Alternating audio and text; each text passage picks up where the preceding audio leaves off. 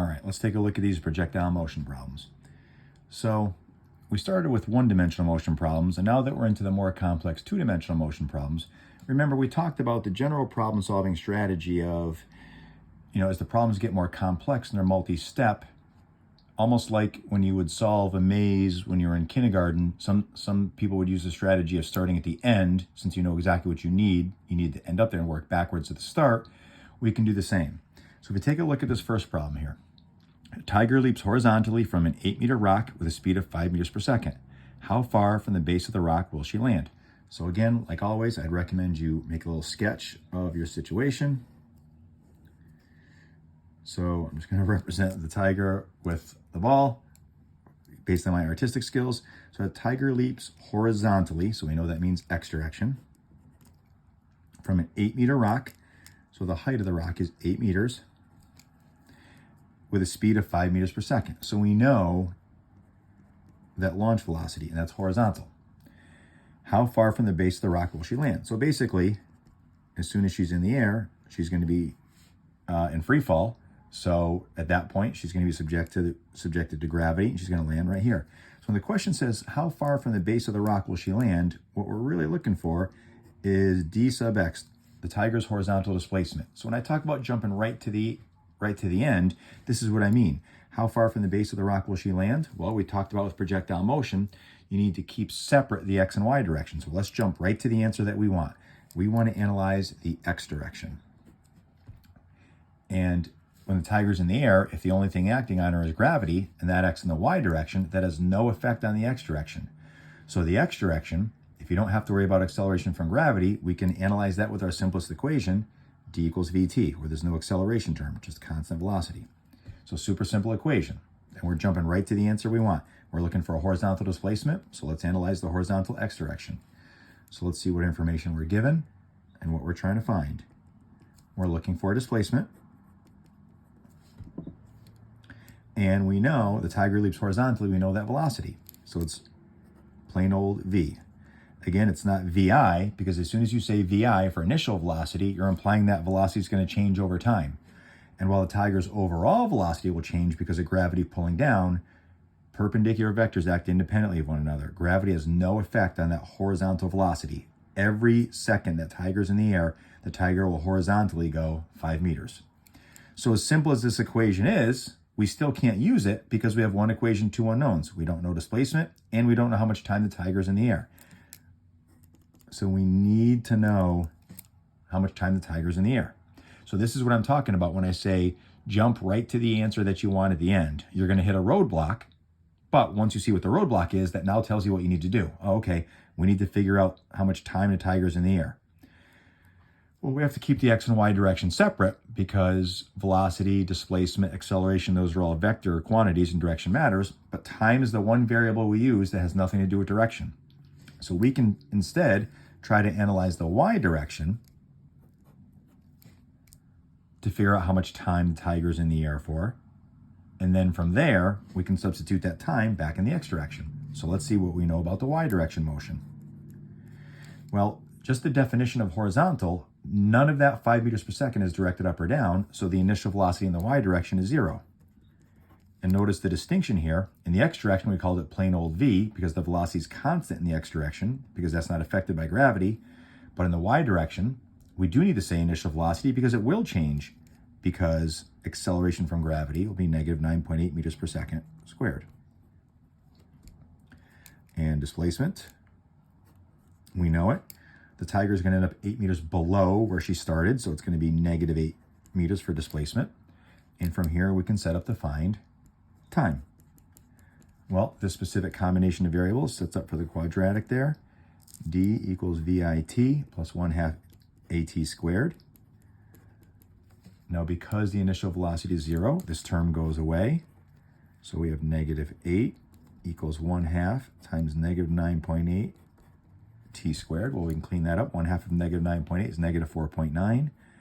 So negative 8 equals negative 4.9 t squared. Divide both sides by negative 4.9. So t squared ends up being approximately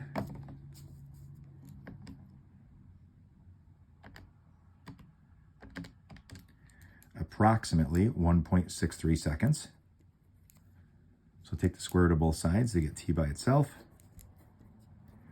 So the time the tiger's in the air is approximately 1.28 seconds.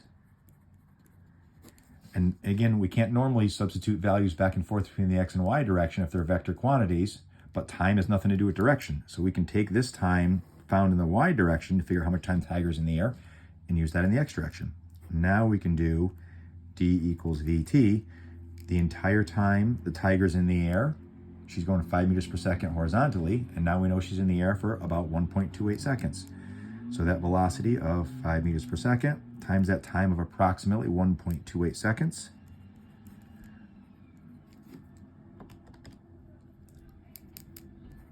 So the tiger lands about 6.39 meters away from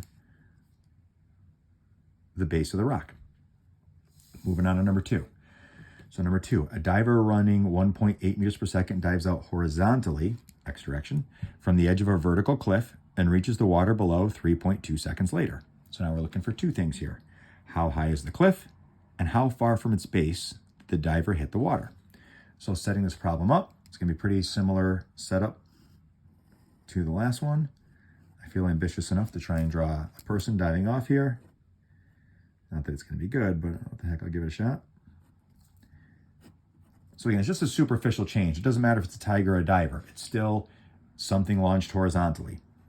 And a diver running 1.8 meters per second dives out horizontally. So that gives us our velocity, 1.8 meters per second. And that's the x direction. And unlike the last problem, we do not know the height here. That's part of what they're asking for in A. How high is the cliff? What is that height? So that's something that's a little different. And then part B, how far from its base did the diver hit the water?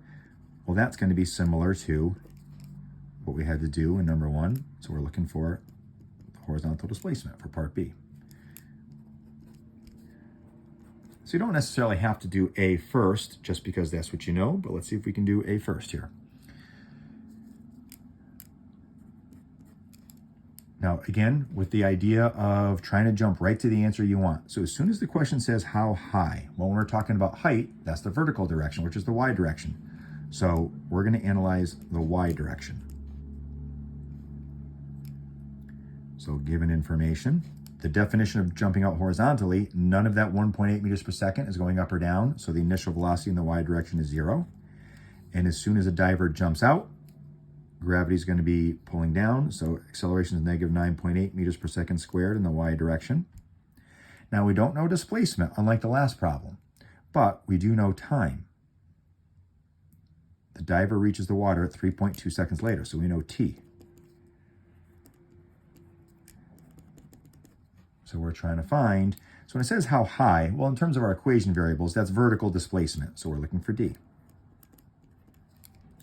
So notice this is the exact same combination of variables that we had used earlier, just we happen to have a different unknown.